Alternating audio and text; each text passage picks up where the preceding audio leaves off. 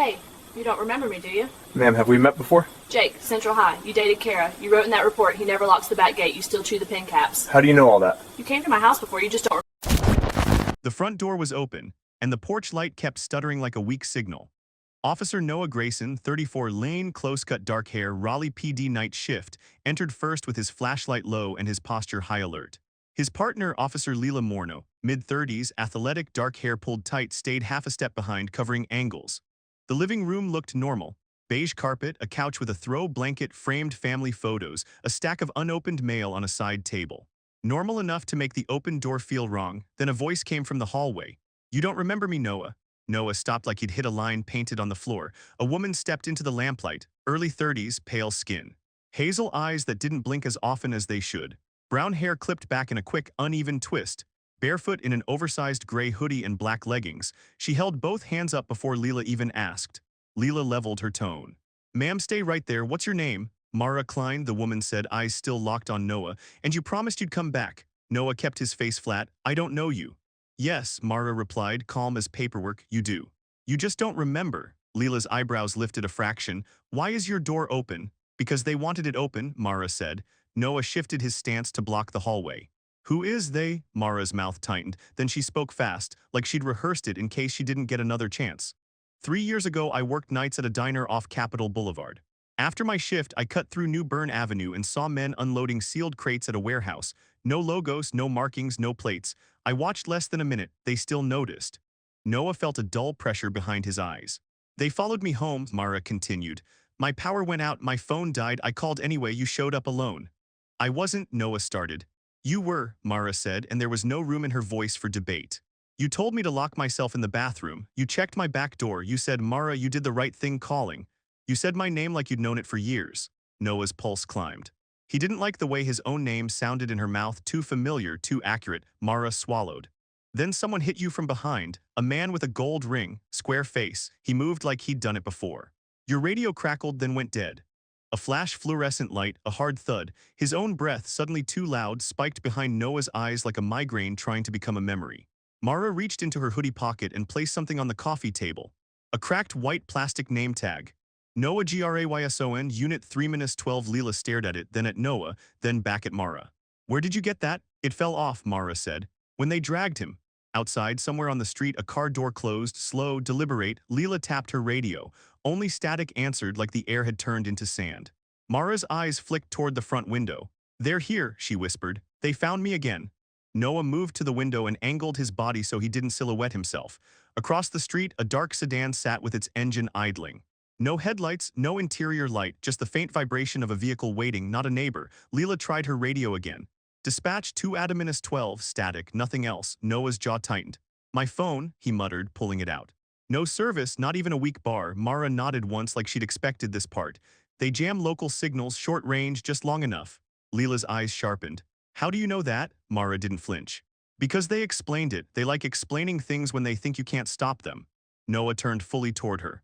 "Mara, why didn't you report this? 3 years ago, if you saw something." "I did," Mara cut in. "To you?" She sat on the couch without taking her eyes off the front of the house. "You wrote it up as an unfounded disturbance. You told me you'd push it higher, then you came back a week later and didn't recognize me."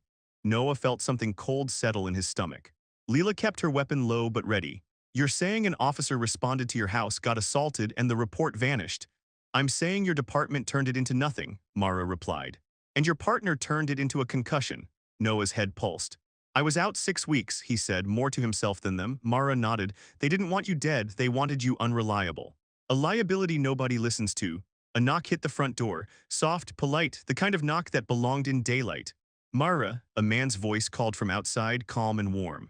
"We just want to talk." Leela stepped into position, muzzle pointed at the door. "Police, step back." The voice didn't change. "Officer Morno, right? You've got good posture. It'll help you later." Leela went still. Noah felt his blood run hotter. Nobody should know her name. Mara's face drained of color. "That's him," she whispered. "The ring." The knock came again, firmer, like a manager repeating a request. Noah moved between Mara and the door. "Who are you?" he shouted. The voice laughed gently. "Nobody, that's the point. Mara, open up, let's keep this clean." The back door exploded inward with a sharp crack of wood. 2 men entered fast, no masks, no panic. The first was tall, broad shoulders, wearing a dark jacket that looked like municipal workwear. The second was slimmer, eyes scanning like a checklist. The tall one's right hand flashed in the lamplight gold ring, square face. Noah fired a warning shot into the floor near the threshold, not to hit, but to stop. Both men retreated instantly, disciplined, like they'd expected resistance but not delay. Sirens rose in the distance, then cut off mid-wail like someone pulled the plug. Mara grabbed Noah's sleeve. They control dispatch in this sector, only for a few minutes at a time. They'll isolate you, then rewrite what happened. Noah stared at the shattered back door and the empty darkness beyond it. A memory tried to climb out of his skull. I remember, he said, voice rough. Mara's eyes met his. Not all of it, she said, but enough to finally finish it. They didn't wait to see what the sedan across the street would do next. Noah led them out the back into wet grass. Leela took point for the street. Mara moved like someone who'd practiced running without making noise. They cut through yards, hopped fences, stayed in shadows. No loud breathing, no pleading, just forward motion. They reached an abandoned church Noah remembered from an old narcotics call, boarded windows, a padlocked side entrance. Noah snapped the lock with a borrowed bolt cutter from a neighbor's shed and they slipped inside. Dust, old hymnals. The stale smell of forgotten space. Leela tried her radio again, nothing. Noah pressed his palm to his forehead. There was an internal review, he said, voice low. After my concussion, I remember a conference room. People smiling like it was all fine. Because it was fine, Mara said, for them. She sat on a pew and rubbed her hands together as if trying to warm them. They told you I was unstable, that I made it up. They told you the assault was a fall, and they gave you paperwork to sign while you were still dizzy. Leela's stare hardened. Who are they exactly? Mara's answer came with weight. Not just street guys, this was organized. Someone who can move evidence. Someone who can make a report disappear. Someone who can make a jammed radio look like a dead zone. Noah's headache sharpened and the flashbacks came in short bursts. A warehouse bay, fluorescent lights, his own voice saying police, then a hand slamming his head sideways, a ring glinting as he fell. He exhaled through his teeth. The warehouse, he said. Mara nodded. They kept me there, not in a cell. In an office with plastic sheeting over the windows. They didn't hurt me for sport. They did it like business, pressure, leverage, time. Leela's grip tightened. Why let you live? Mara looked at her. Because a dead witness becomes a headline. A living witness becomes a warning. Noah stared at the dark floor. And why now? Why open your door tonight? Mara's jaw trembled once, then steadied. Because I got a message this afternoon. A photo of my house, a note. New management, same rules. They're cleaning up loose ends. Noah's eyes lifted. You called 911. I tried, Mara said, but the voice that answered wasn't dispatch. It said my full name before I spoke. Silence settled like a lid. Noah made a decision that felt like stepping off a safe curb. We go to the warehouse, he said. We pull what we can. We make this too big to bury. Leela hesitated. This is off book. Noah met her eyes. Everything they do lives off book. That's the advantage. We take it back. Mara watched him like she was watching a promise return to the room. You said you'd come back, she murmured. I need you to mean it. Noah nodded once. I mean it. They moved before sunrise while the city still felt asleep and the shadows still belonged to the night shift. Noah drove an unmarked unit he knew wasn't tracked in real time, older model, forgotten in a corner of the motor pool. Leela followed in her own car a few blocks back, no lights, no siren, no signals. Mara rode with Noah, quiet, staring out the windshield as if she could see the warehouse ahead through buildings. The warehouse sat off New Bern Avenue behind a line of chain-link fencing and dead grass. The sign out front said City Storage Services, generic enough to be invisible. The same kind of sign people stop reading after the first 2 seconds. Noah parked 2 blocks away and approached on foot. Leela circled the perimeter. Mara stayed back not because she was weak, but because she knew what her presence could trigger. A side door had a keypad. Noah didn't touch it. He went to the hinge side where old paint hid tool marks. Someone had been in and out frequently without using the front. Leela joined him and slid a thin tool into the seam. The latch clicked. Inside, the air smelled like cardboard and cold metal. High ceilings, long aisles. Racks that should have held inventory, but the racks were mostly empty. Noah's stomach sank. They're clearing it, he said. Mara's voice came through an earpiece Noah had handed her. They'll leave the thing they care about most, she whispered. The records, they moved deeper. A corridor led to offices. Half the doors were new fresh paint, new locks, too clean for a warehouse. Noah found a door with no label and a keypad that looked newer than the building. He looked at Layla. She nodded and lifted a small device she'd pulled from her trunk, something she'd borrowed from a tech unit after a long enough career to know who wouldn't ask questions. The keypad blinked once, then went green. The door opened into a small room that felt wrong for the space. Humming server racks, a desk, a monitor sleeping behind a password screen. A single filing cabinet bolted to the floor. Noah exhaled, almost relieved. There it is. Leela started copying data to two separate drives. Noah opened the filing cabinet. Inside, printed reports with redacted sections, sealed envelopes marked with internal case numbers, a stack of old bodycam cards in evidence bags. His fingers found one bag labeled with his own badge number and a date 3 years ago. He didn't like how his hand shook when he opened it. They played the file on the monitor. Grainy bodycam footage filled the screen. His own flashlight beam sweeping Mara's living room, Mara pleading, his voice calm, professional. Then the back hallway, the sudden movement, his camera lurching, impact. A voice off camera, calm as a supervisor, take the officer down. Move, the ring flashed on screen, square-faced man. Noah's chest tightened so hard it almost hurt to breathe. If you want more stories like this, hit like and subscribe, because this is the point where the truth stops being scary and starts being expensive. A beep sounded behind them, not from the server, from the corridor. Leela yanked the drives free. We've got company. Noah glanced at the camera feed timeline. More files sat beyond it, names, dates, case tags, a whole ecosystem. He forced himself to step back. We take what we have, he said. We survive long enough to hand it off. They moved out fast, closing doors behind them, then the main bay lights snapped on. A voice echoed through the warehouse, smooth and disappointed. Noah, you're making this personal. The tall man stepped into the bay from behind a pallet stack, flanked by two others. No masks, no panic. Same controlled confidence as the night at Mara's house. Square face, gold ring, he smiled like he was greeting an employee who'd shown up late. You always had this hero streak, he said.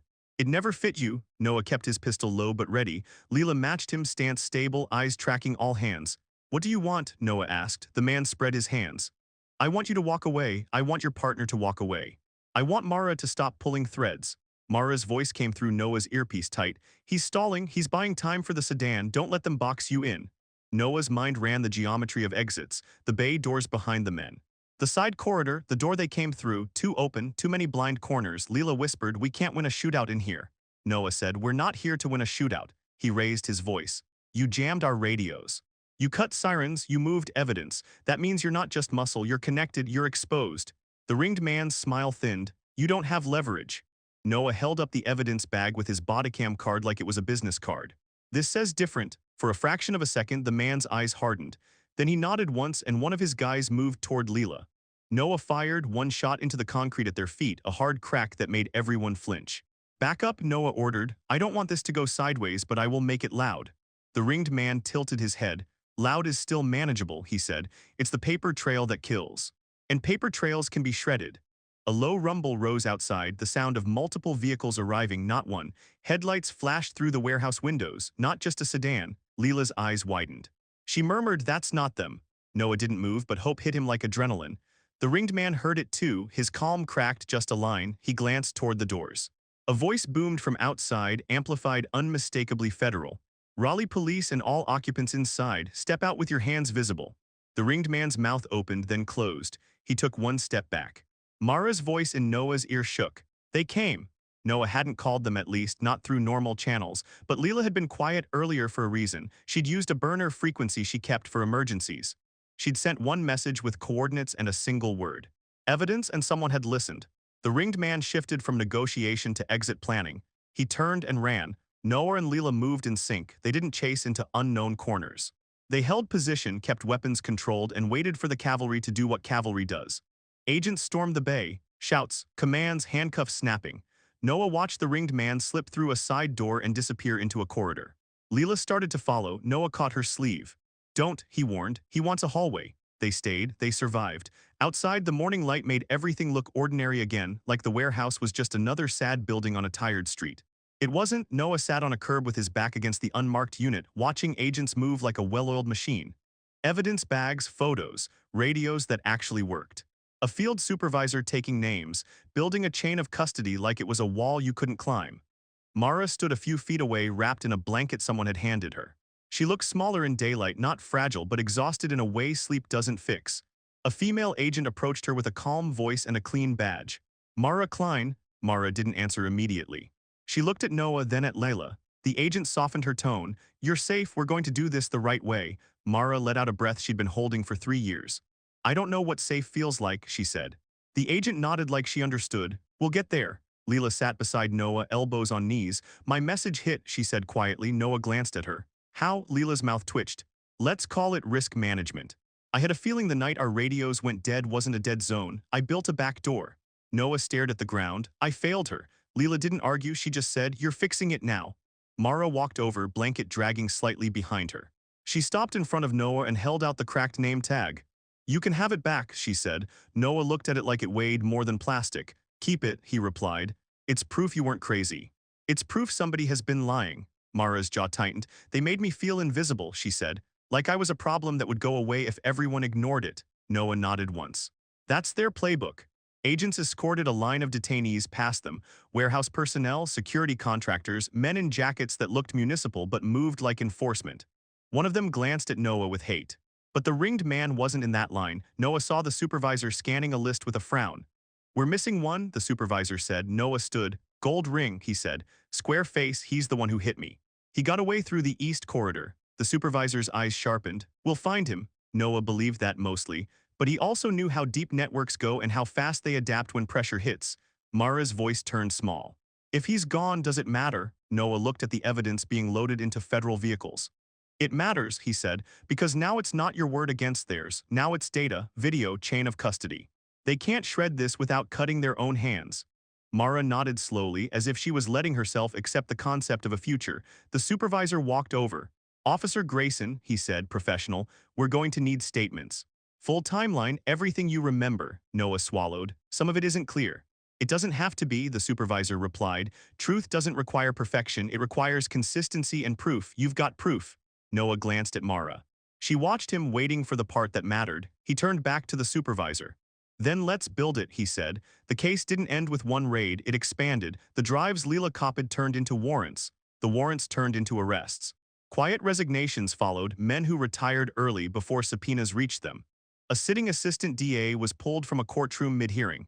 A captain took medical leave and never returned. Noah testified, and it cost him. He lost friends who were never really friends. He lost the easy comfort of believing the system was mostly good with a few bad corners. He gained something less soothing but more real: clarity. Mara disappeared into protection under a new name and a new city. Not a clean reset, those don't exist, but a runway. One evening months later, Noah drove past Briarfield Lane. The house looked normal now, door closed, porch light steady. New locks, fresh paint, someone else's life. He parked for a moment anyway, his phone buzzed. Unknown number, one line of text. You remembered, that mattered. Noah stared at it until the screen dimmed. He didn't know if it was Mara. He didn't know if it was someone watching. He didn't answer. He just sat there, hands on the steering wheel, breathing slow, letting the weight of it settle into a shape he could carry.